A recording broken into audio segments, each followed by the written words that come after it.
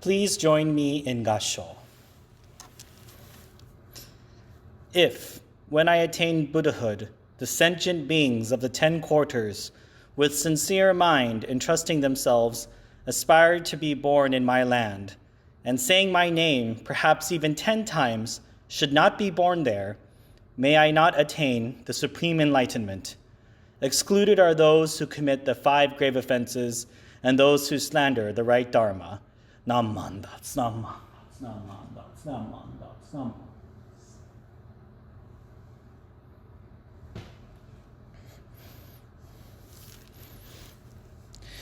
Good morning, everyone. Well, the fires are almost contained, the smoke is starting to disappear, and once again, the air quality in the Washington area is once again a healthy level. That being said, we must acknowledge the passing of a giant in the fight for civil rights, for women, for people with disabilities, and minorities. Supreme Court Justice Ruth Bader Ginsburg, your service to our nation will forever leave a lasting legacy to all of us. I am still floored by your acceptance speech to the Supreme Court, reminding all of us that while your appointment is a great step in the fight for women's rights and equality within the United States, there is still so much work to be done. I will forever be grateful to you as well for continuing to educate men, such as myself, in our society that women belong in all places where decisions are being made. That quote was by Ruth Bader Ginsburg in 2009. I would like to call to our attention to the Gosandai that I quoted this morning by Shinran Shonin. This specifically was Shinran's reading of the 18th vow, or the primal vow, from the larger sutra of immeasurable light and life.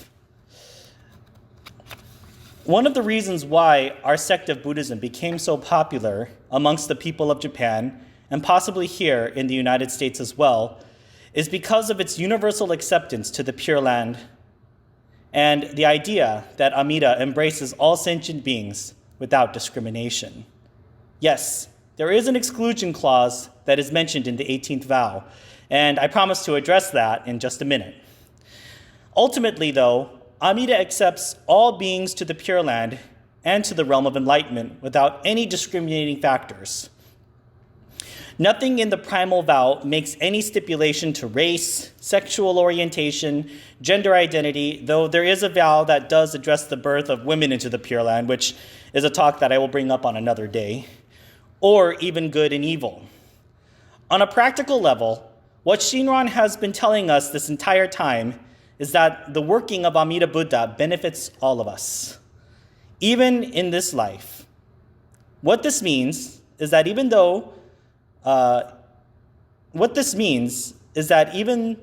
who are poor, who are disabled, who many consider as other, also have access to the working of the Dharma. Going on a little history bend to the Dharma talk, in Shinran's time, Tendai Buddhism and Shingon Buddhism achieved great political and economic power. They were the sects of Buddhism to belong to, especially by the wealthy or the aristocratic class of Japan. It was even a political achievement for many aristocrats' sons to be ordained as priests. Even later on, warlords of the Sengoku Jidai, or the Warring States period of Japan, would often become ordained to gain great political power. For those who were farmers, or peasants would be the translation, those who even dealt with meat or animal skins, or who were outcasts on the fringes of society, for various reasons, they didn't really have all that much access to the benefits of Buddhist teachings. It got to the point where to access Buddhism, you had to be somewhat of a noble or wealthy in some way. The noble families would offer great donations to many of these temples as well. I believe Shinran saw this folly, and when he found his teacher Genku teaching the Pure Land path to all people, not just monks, he saw that there indeed was a way for the ordinary folk, I put that in quotations actually, ordinary folk of Japan to access Buddhism without having to become monks or nuns and commit themselves to austere practices. This is not to disparage those who have taken the task for themselves to become accomplished monks or nuns in our society, but it's merely to point out that even for those who had labor and livings to make for themselves, a form of Buddhist teachings and I put this in quotation marks too, practice that can be performed by them is accessible. Just say the Nembutsu. I think we have to remind ourselves again and again that the realm of enlightenment and Amida embraces all sentient beings. I also believe Shinran understood this. All of the suffering and turmoil he saw being experienced by the people of Japan must have caused him to embark on his path to find the way that helps end the suffering of all sentient beings. This means no one is abandoned.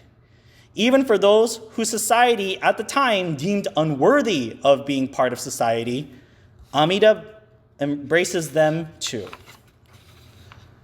Largely, in the historical context, how could farmers, merchants, traders, morticians, tanners, shoemakers devote their time to austere and hard practices of Buddhism? They could not. They were too busy working the fields and earning the best living they could to help feed their families. If we go further back than Shinran, I believe Buddhism also saw this outcome. After the Buddha's passing, and when a sizable amount of time has passed, would there still be a way of Buddhism that could answer to the times and the needs of the masses? This is what Amida Buddha's Pure Land is for, a path that we can entrust ourselves to that allows us to benefit from enlightened activity. Now, some of you have probably noticed that within the vow, there is an exclusion clause. It might sound like the rejecting of people or those who are against the teachings, but Shinran also had an answer for this. And Shinran quotes, "By showing the gravity of these two kinds of wrongdoing, these words make us realize that all sentient beings through the 10 quarters, without a single exception, will be born in the Pure Land." End quote. This explanation comes from Shinran's notes on the inscription of the sacred scrolls. So the idea behind it is that by showing how abhorrent doing these two offenses would be, there would be no one who commits these offenses. In an almost legalistic way, Shinran negates the exclusion clause, or basically is telling people that it's there, but it doesn't necessarily mean that, this person goes to the Pure Land and that person doesn't go to the Pure Land. And that was actually sort of another tribute to Justice Ruth Bader Ginsburg. In conclusion of this Dharma talk, I encourage all of us to reflect as to why we call ourselves the temple of the primal vow, Honganji. I encourage all of us to reflect on what it means when Amida Buddha accepts all sentient beings. The first part is we are shown a type of mercy. We are Bombu. We are imperfect beings drowning in our selfish, self-serving egos, making calculations about this person and that person, finding more ways to distinguish myself versus you, us versus them. In a sense, as human beings, this is our condition. Because of this, Amida crossed through 10 kalpas to ensure that even beings as wretched as us could find an end to the suffering, find an end to the cycle of birth and death. But the second part is that we still live in this world today. This is not a religion where all that we do is wait for ourselves to die and go to the Pure Land. I continue to say that we can be inspired by the constant working of Amida Buddha, and that we can use that inspiration as best as we can to live our lives. Whether it be volunteering, being a good friend, or trying your hardest to be as compassionate as possible, all the more power to you. Realize, of course, that we are imperfect beings who will fail because of our egos, and this will happen from time to time. But also, if we are able to be inspired by Amida Buddha's working, we are largely able to participate in acts of kindness and compassion, then all the better. If good and compassion are done, know that it is the working of Amida Buddha. And then when we know that it is the working of Amida Buddha, That leads us here. And we say, Namo Amida Butsu. Please join me in Gassho. Nam Mandaps, Nam Mandaps, Nam Mandaps, Nam Mandaps, Nam Mandaps.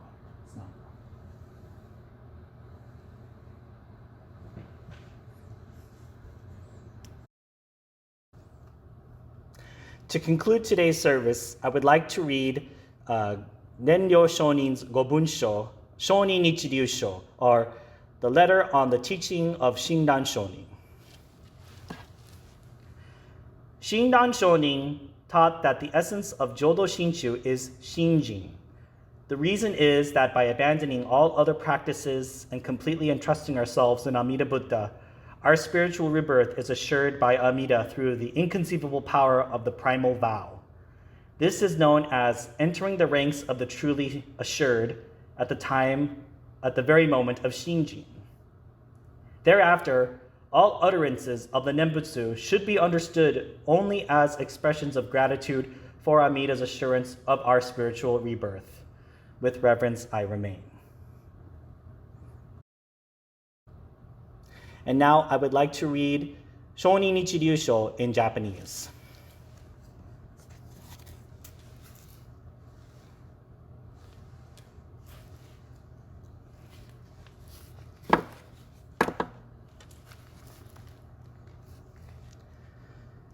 Shonin Nichiryu no go kanke no omomuki wa shinjin no motte honto serare soro. Sono yue wa moro moro no zogyo o nage sutete isshin ni mida ni kimyo sureba. 不可思議の眼力として仏の方より往生は事情せしめたもそのくらいを一年ぽっき入少女始終とも釈しその上の称名念仏陀如来我が往生を定め玉石ご恩法人の念仏と心べきなりアナカシコアナカシコ